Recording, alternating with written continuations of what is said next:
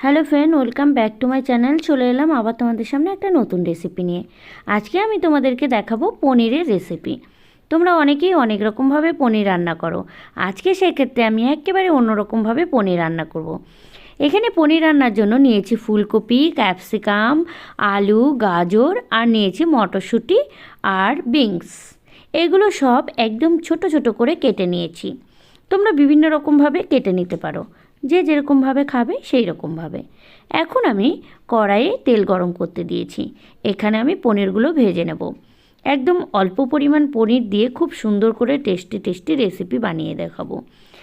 এই রান্নাটা সাধারণত ব্যাপার বাড়ি মানে বিয়ে বাড়ি, অনুষ্ঠান বাড়ি এগুলোতেই হয়ে থাকে। তো তোমরা বাড়িতে অনেকেই করতে পারো, অনেকে আবার পারো না। তো আজকে সেইভাবেই তোমাদের দেখিয়ে দেবো খুব সহজে কয়েকটা উপকরণের সাহায্যে খুব কম সময়ের মধ্যে কিভাবে টেস্টি টেস্টি করে এই রান্নাটা করা যায়। পনির ভাজা কমপ্লিট হওয়ার পর আমি ফোড়নের জন্য দিয়ে দেবো দুটোর মতো কাঁচা লঙ্কা, তেজপাতা আর দিয়ে দেবো জিরে। এর মধ্যে কিন্তু আমি 5 ফোড়ন দেবো না। তোমরা চাইলে 5 ফোড়ন দিতে পারো, তবে আমার মনে হয় জিরে দিয়ে এই রেসিপিটা খুব ভালো হয়। আর একটুখানি দিয়ে দেবো কালো জিরে সম্রা। এর মধ্যে মানে ফোড়নের জন্য কালো জিরেটা নিলাম। এটা অপশনাল না, তোমরা দিতেও পারো নাও দিতে পারো। এবার ধুয়ে রাখা আলু, ফুলকপি, গাজর আর বিনস একসঙ্গে দিয়ে দিলাম এর মধ্যে। আর ক্যাপসিকামটা কিন্তু আমি পরে ইউজ করব। ক্যাপসিকাম আর মটরশুঁটি পরে দেবো, যেহেতু ওই সবজিগুলো খুব তাড়াতাড়ি গলে যায়, তাই ওই সবজিগুলোকে একটু পরে অ্যাড করব।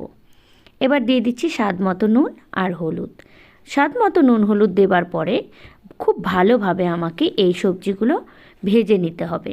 আর দেখো, একটুও জল না দিয়ে আমি একেবারে হালকা আঁচের মধ্যে ভেজে নেব খুব সহজেই। অবশ্যই একটা ঢাকনা ইউজ করব। ঢাকনা যে কোনো সবজিতে দিলে খুব তাড়াতাড়ি ভাজা কমপ্লিট হয়ে যায় সবজিটা। অনেকটাই দেখো আমি একদম হালকা আঁচের মধ্যে সবজিটাকে ভেজে নিচ্ছি, তাই অনেকটা পরিমাণে সবজিটা কিন্তু ভাজা হয়ে গেছে।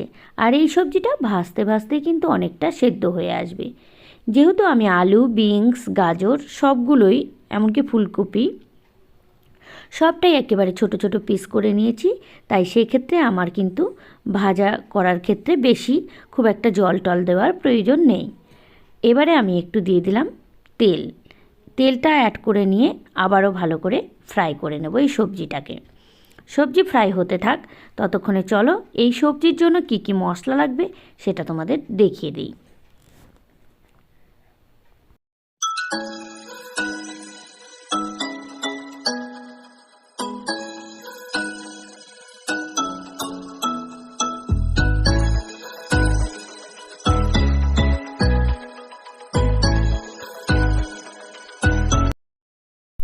সবজি ভাজা মোটামুটি কমপ্লিট।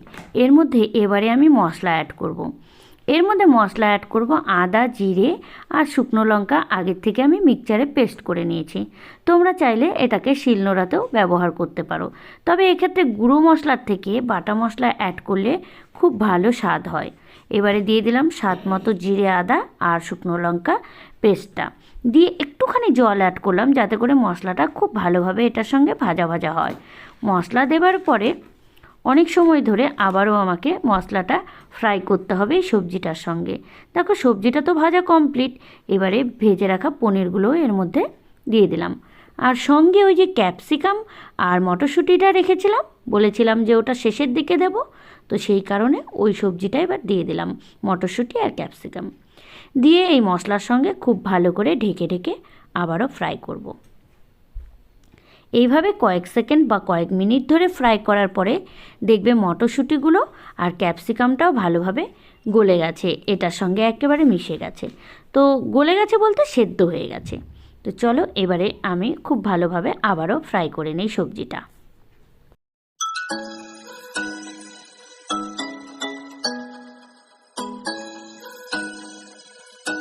রেসিপিটা কিন্তু কমপ্লিট হয়ে গেছে। আর দেখো খুব সুন্দরও কালার এসছে।